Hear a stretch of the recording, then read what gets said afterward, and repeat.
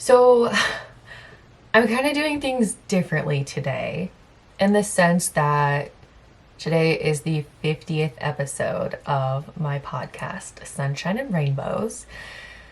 And I just kind of wanted to reflect on the past 50 episodes and, I don't know, take a moment to be thankful and grateful for everything. This podcast started out as me just wanting another outlet to share my story and some of the experiences that I've been through in life. And it quickly turned to me realizing that there were a lot of other people that wanted to share their stories too.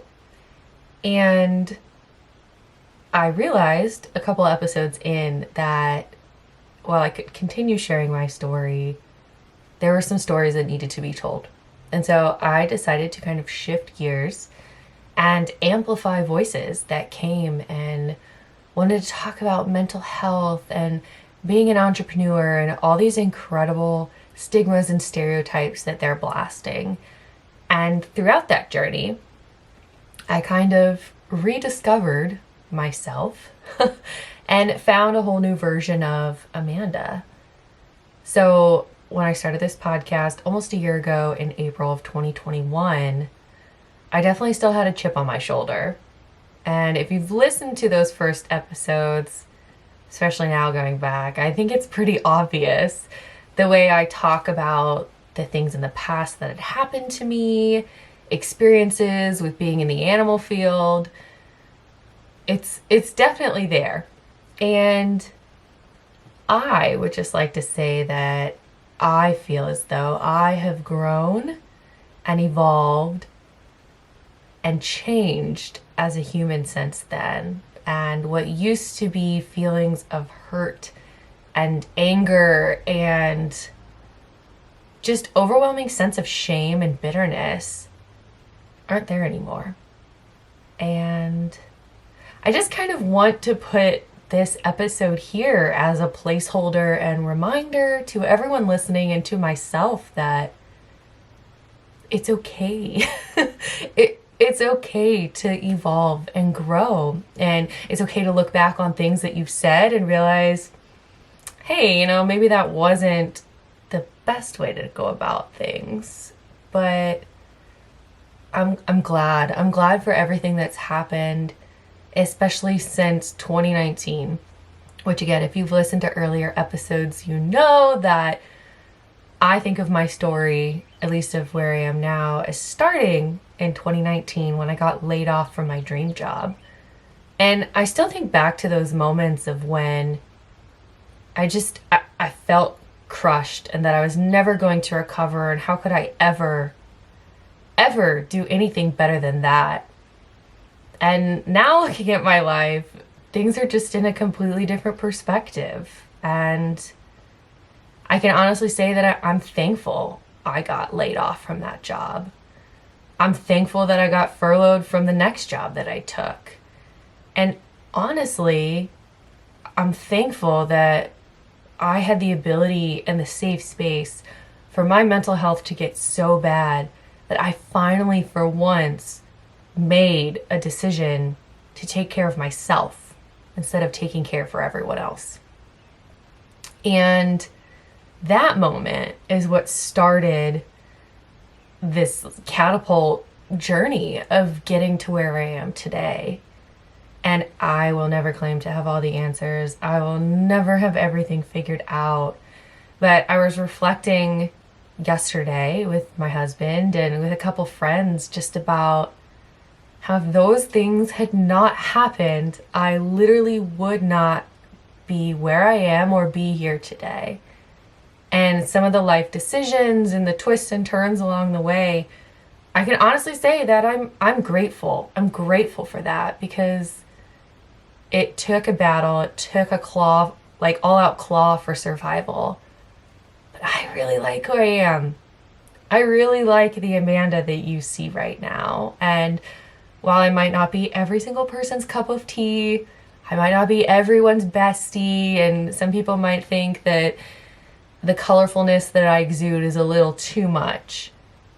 But honestly, that is the favorite thing about 29-year-old Amanda. And I'm just grateful. I'm really, truly grateful. And 2021 was a battle. Like I said, uphill, downhill, all out claw for survival. But I did it. And I had a lot of you to support me along the way. And so I just want to say to anyone listening or watching that in the moment it might feel like the worst thing that is ever happening to you. But I promise if you just let it happen, and again, we're talking about things that are not awful, awful, awful things happening. I mean, like curveballs that life has thrown your way. But if you just trust, whether it's the universe or God or whatever you believe in, that there is this bigger vision, I promise once you step back someday and look at all of the pieces you were given, you can see the moment that life was pushing you in the direction that you are. And my biggest thing growing up was that I never wanted to look back and think, what if? I always wanted to pursue every single opportunity given to me because I never wanted any regrets. And I decided to take that with my mental health as well. So when I finally decided it was time to go to therapy, I was like, all right, what's the worst that can happen? Let's try it. Just one more time. Let's try it. And when I got put on medication, same thing. All right, what's one more medication? Let's try it. Maybe this will be the right one. And okay, what's one more diagnosis? Let's try it one more time, just one more time. And I can really say that that mentality saved my life. It really did. So with all of that being said, coming up next week is, well, actually this week when this episode is going live, is World Bipolar Day. And I am very honored and excited to be sharing my story across multiple platforms and partners and organizations that I hold very near and dear to my heart. And while I'm new to the bipolar community, I really am honored with all the love and support I have received in my own specific journey. And after getting my bipolar diagnosis, it became so apparent to me that mental health is a spectrum and bipolar is a spectrum. And I can tell you all about my experiences with medication and therapy and the things that have worked really well for me, and tell you about how lucky I am with the experiences I was given. But the things that affect me might not affect you. And the things that have brought you to your knees might not have had the same effect on me. And so when we're talking about these complex mental health disorders and illnesses, I encourage you to keep in mind that your experiences are valid, your feelings are valid, but it does not mean that every other person is going to resonate with it. That doesn't mean they're wrong. And so often I hear and get comments that experiences that I talk about don't speak for everyone. And I agree. I'm not trying to speak for everyone. I'm speaking for myself, because the off chance that one person resonates, that one person feels the same as I do, that's the goal. I want someone to know that they're not alone if they've gone through a lot of the same things as me. So, all of that to be said, thank you for listening. Thank you for watching. Thank you for being here, for supporting me across all the platforms that I create content on. I definitely started this podcast in a manic phase, but I'm so proud of myself for sticking with it and staying consistent and really just opening up my own eyes and experiences and beliefs in incredible ways. I'm just thankful for all the guests I've had on, for the people who listen, and just the ability to continue impacting people with stories and, again, breaking stigma and stereotypes. So, thank you. Thank you for being here. I can't say it enough.